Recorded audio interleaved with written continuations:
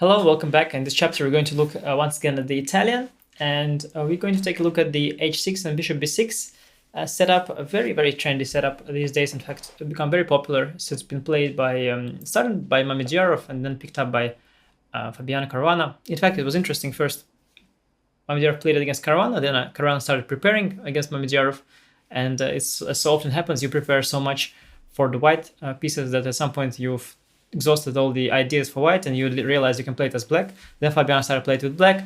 Then I imagine Carlsen started preparing against Fabiano, and now Carlsen plays it with black.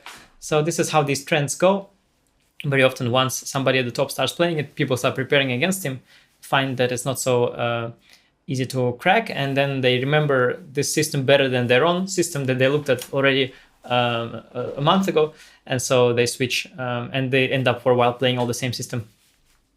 This is what's happening towards the end of 2021 with the Italian h6, bishop b6, e4, e5, knight f3, knight c6, bishop c4, knight f6, d3, bishop c5, c3, d6, castle. Castle, although starting with h6 is what many of them do, but it's the same thing for us. h6, we also go to q1, castle, we also go to q1 here. If bishop b6, we go h3. Now h6 transposes to h6, h3, bishop b6. Mostly their move order is h6, and the thing about this position, if we start with knight bd2, then after a6, a4, a5, they take us out of our repertoire, so we have to go h3 now. After a6, a4, a5, we are back in our course with d4, so we should start with h3, and now bishop b6. That's the topic of this chapter. I recommend knight bd2. It is possible to start with a4 and after a5 then go knight bd2. Now after knight a7 we transpose to knight d2, knight a7, a4, a5 positions, but we allow a move bishop e6 here, move 10, which is something I wanted to avoid. So I start with knight d2. If bishop e6, we can take and play knight c4. The bishop is rather misplaced here, and it gets hit by the knight. We've seen this fe6 positions in the chapter with a6 and bishop e6, and this is just not a good version for black. Usually his bishop is nicely tucked in on a7. Likewise, after rook e8, before grabbing space, a6, a4, bishop e6, bishop 6, rook e6. Theories with bishop on a7, we have this in a separate chapter with a6 and rook e8, bishop e6. We have this all analyzed, but here with the bishop on b6, we have an extra option of going knight c4, gaining a tempo on the bishop, and after bishop a7, let's say bishop e3, we have gained a tempo on this bishop. So this is not something they do. It would be also strange to play bishop b6 and then a6. They go knight a7 usually. And this is the point of bishop b6 system. And here I recommend d4. This is a trendy idea, and in fact, my recommendation will be something very exciting, very new. But I have to give credit where it's due. And my idea is based on the idea of Kirill Alexeyenko, who played something similar against Fabiano in candidates. He also went d4. Now black has three moves.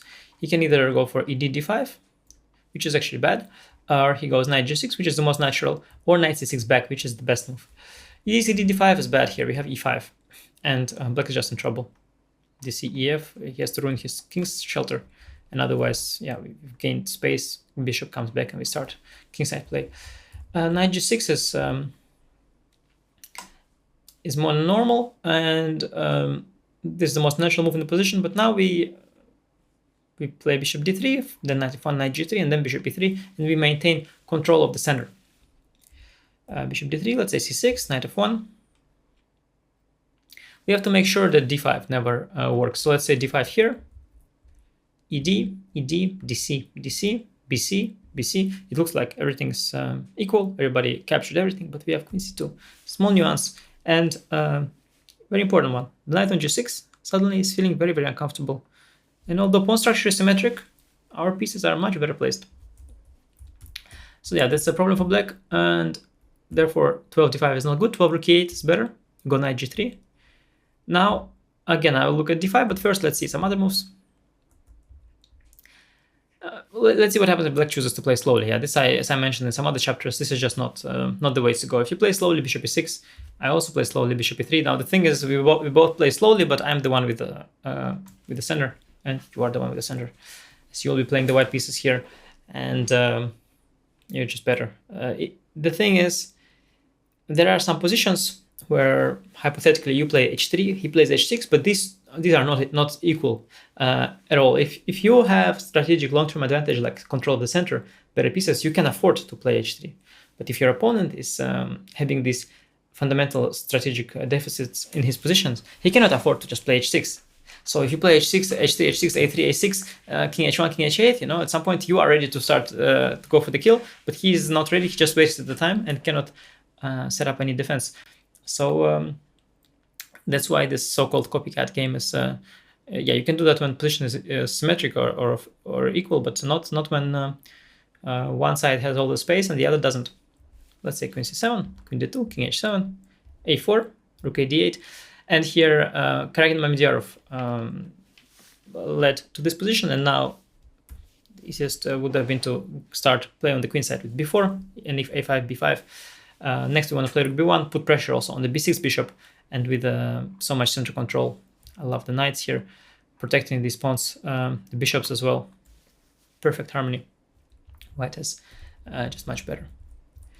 Third bishop c7, intending d5 is a typical way to play, but I recommend bishop d2. Now d5 doesn't work. ed, rook e8, queen e8, dc, dc, bishop c3, queen c6. Again, symmetric pawn structure, but after rook c1, we are just much more active. The queen is on c6 under fire, and the fact that position is so open is to our advantage, as the black queen cannot find a comfortable spot on the board. Just a horrible position for black, although it might appear at first sight that it's not a big deal. Bishop c7, d5 doesn't work. Let's see d5 right away. Now we go knight e5. Knight takes e5 is not good. Take d, rook e5, bishop f4, rook e8, and just e5. Knight h7 and just queen h5, just starting the attack here. And bishop h6 is simply coming. Black is just losing. d e4 is the best way to go, but after knight g6, ed3, rook e8, queen e8, we just move the knight back, and we win back the d3 pawn. Black has some compensation because of the bishop pair, but frankly, it's not enough for equality. Mostly because the bishops are quite passive, really, and Black's yet to mobilize his pieces. These are all misplaced.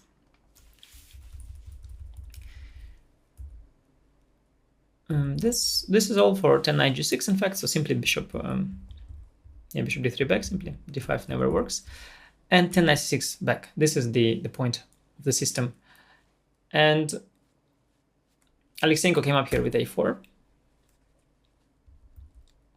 Now accepting the pawn sacrifice right away is too dangerous. ed, cd, if knight d4, we go knight d4, bishop d4, knight b3. The bishop is sort of trapped. If bishop e5, we have a4. If bishop b6, we have a5. And if bishop c5, we just grab it and take queen c2.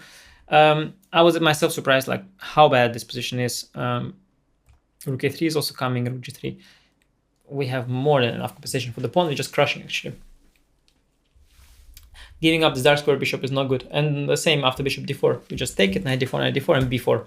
And we want to play bishop b2, rook a3, rook g3. Dark square control is ours, and black is not enjoying his extra pawn at all. Instead, a5 is what Fabiano did. And okay, I should mention a6 is not too attractive. Let's say we can go de, knight e5, knight e5, de, then a5. We have more space on the queen side, slightly better position. But a5 is the way to go. And Alexeyenko played here a very interesting bishop a2, ed, and knight c4.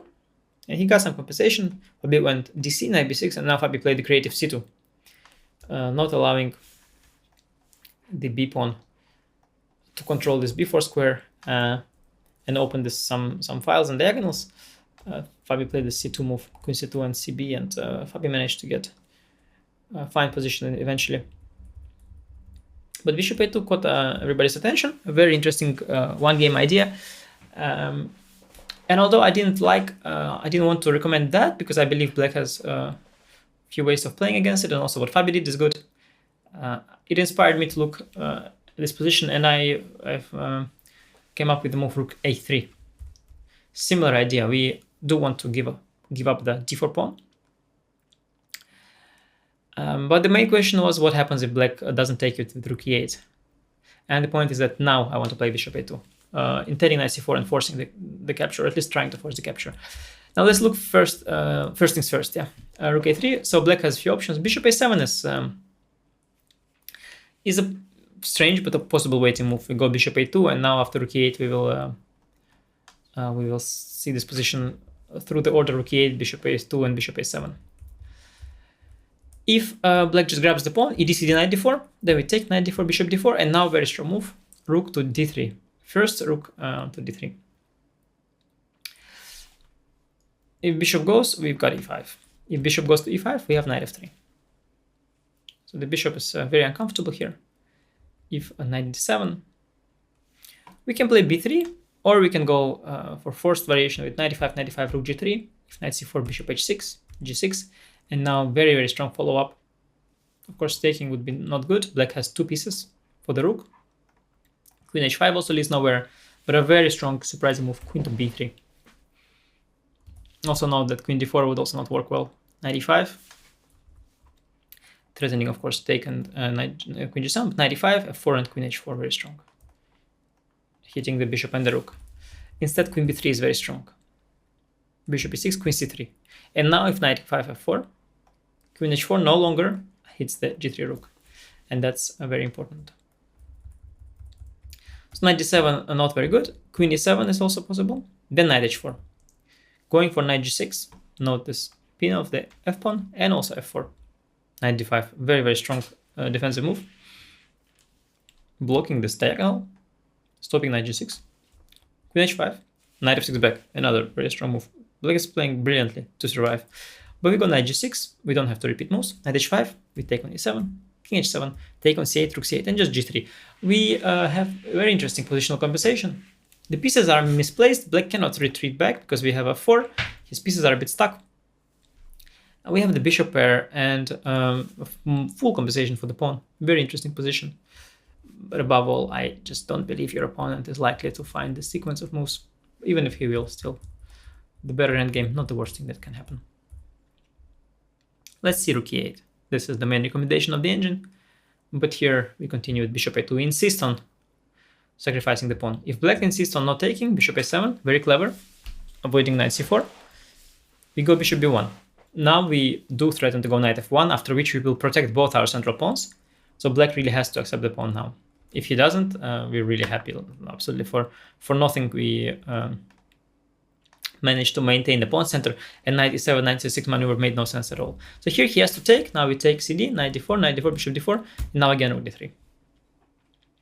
Bishop e5, knight c4, similar as with what we have seen. Now bishop is going to be captured, and we will start our attack.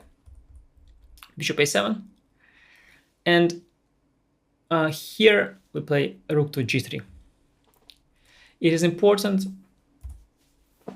very important, to have send the bishop back from d4, and now go rook g3. And this position is very hard for black to defend, I believe, from a human point of view. For example, king h8, natural move, getting out of the pin is just very bad. Knight f3, and we have too many threats really. We want bishop h6, queen c2, e5 as well, and just black just doesn't have any defense, and his extra pawn on the queen side is not relevant. When we'll deliver checkmate, nobody will care about the pawn count. King f8 is a bit better. Now we play b3, and here bishop b2 is coming next, so bishop d4 is very tempting. So note, it was important to send the bishop back to gain that tempo, but now we go bishop a3, threatening knight c4. And if c5, trying to stabilize the bishop on d4, we go rook d3, next to go knight f3, and we will finally destabilize the d4 bishop, and pick it up with good position. That is for bishop a7. Basically, bishop b1, we just insist, and important is rook d3 intermezzo. Third e4, capturing the pawn right away. I think this is more natural. You play hard to get for one move, but then at some point you probably take. Now we go CD, knight d4, knight d4, bishop d4, again rook d3. The same thing. If bishop a7 back, which I believe is the most natural retreat, we go e5. Now queen e7. This is an important resource, but here it doesn't work. So the resource is that the point is that ef queen f1, queen e1 is there. It doesn't work. Rook f3 here is strong. If d5, knight e4, black is collapsing. And if just want to make a point why with bishop on a7 this is not working for black, and why with bishop on c5 it would, is that here black doesn't have a rook a6 move. Had bishop been on c5, rook a6 would have held this together. Instead, 18 d5 is the lesser evil, but now we just play knight f1, bringing the pieces towards the king slowly. Knight h7, knight g3. Don't even rush. No need to try and regain the pawn. c6, bishop b1. All our pieces are facing the king side, and the pawn is just not relevant. As soon as we checkmate, the game is over. That's why c6, bishop c5, e5, queen e7, and again rook f3 now is bad because of de and rook a6. All the stuff is highly improbable to be found. But even if black knows everything, then even here we are still doing well. We play 18 knight f3, protect the pawn and the rook as well, forcing d e5. And now rook e5, bishop e6. Black sort of defended from the very first attempt, from the first wave, I should say. But now after takes, knight h4, we're coming with the second wave. The knight is heading towards g6 and f5. b6, very, very strong move, stabilizing the bishop. It's important for a defender often to actually see what is the threat. So often when it looks like white is sending pieces towards the queen side, the king side, you want to make a move on the king side to defend. But very, very often you have to actually think what exactly is the threat and what is the issue with your position. And here the issue is that the bishop on c5 is not defended, so b6 is very strong. Now if knight comes anywhere, queen just moves, the bishop is then guarded. Likewise here as well. Instead we just play queen e2. We are mobilizing further. If rook d8, we go rook g3. And we keep our initiative. Bishop h6 is threatened. Knight is ready always to jump towards g6. Black, I really wouldn't envy black's fate here. He has to defend, and although the computer was still defending this stuff, I think we should be pretty happy with the idea we have here. I really like this rook a3. I was really hoping to use it before the course get published, but I'm far too honest to hide this either. So I was hoping to use this myself, but since I didn't get to use it, I decided, okay, I will still share it in my course, and perhaps it will be useful for somebody else, and then I want the credit. But thank you for watching, and see you in the next chapter. That was all for bishop b6 knight a7 setup. Bye.